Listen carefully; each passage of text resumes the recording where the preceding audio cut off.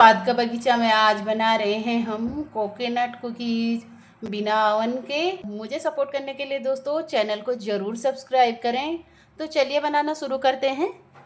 2 cup जितना मैदा ले लिया है, इसे हम छान लेंगे छन्नी में। देखिए इस तरह से 1 कप जितना हमने सूजी ले लिया और सूजी एकदम ये मोटी सी है, तो इसे थोड़ा फाइन हम बारीक पीस लेंगे। तो ये देखिए दोस्तों, सूजी मेरी एकदम से पिस गई है बारीक बारीक। आपके पास बारीक सूजी हो तो आप उसे ले सकती हैं, मेरे पास नहीं थी तो इसलिए मैंने थोड़ा बारीक सा इसे पीस लिया है। तो इसको भी ठीक उसी तरह से हमने छान लेना है।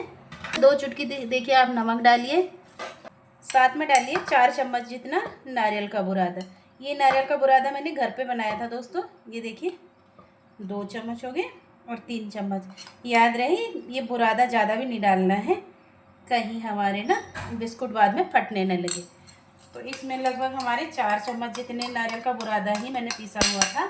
और इसे अच्छे से हम क्या करेंगे, मिला लेंगे। और आधा चम्मच जितना मैंने यहाँ पे बेकिंग पाउडर इसमें डाला है। तो मिठास के लिए हम डालेंगे दोस्तों 1/4 कप, तो लगभग इतना जितना मैंने मतलब चीनी मिलानी है।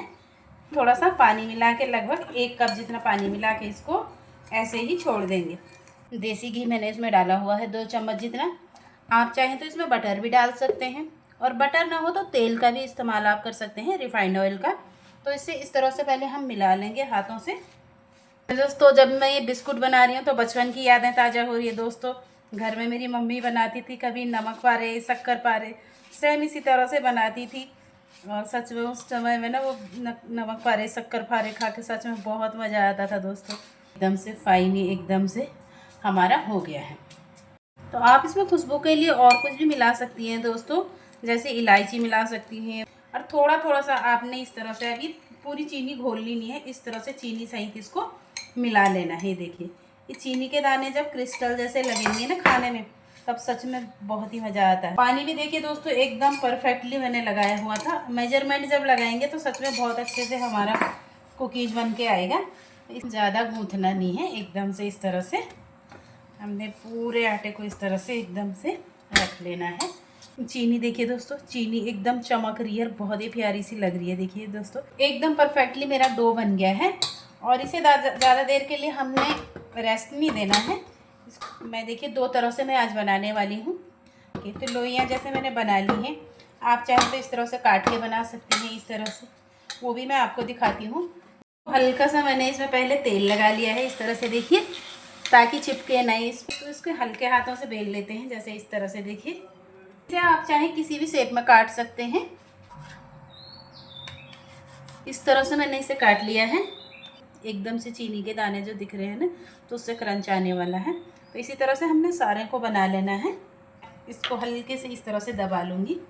और फिर देखिए दोस्तों, इसको मैं 1 स्पून ले लूँगी चम्मच से, और इस तरह से हम इसे आकार देंगे। तो ये देखिए दोस्तों कितना बढ़िया ये आकार आया हुआ है, ये देखिए। तो इसी तरह से हम सारों को बना लेंगे। अब इस तरह से बनाते हैं दोस्तों। देखिए इस तरह से हमने ले लेना है एक, ये जो डो बच गया था, इस तरह से आप रोल कर लीजिए अच्छे से, फटे ना। तो आपको जैसा शेप लगे दोस्तों, अच्छा आप वैसे करिए। मैंने देखिए इस तरह से बनाया है, तो इस तरह से देखिए काट लेंगे हम हल्के हल्के से।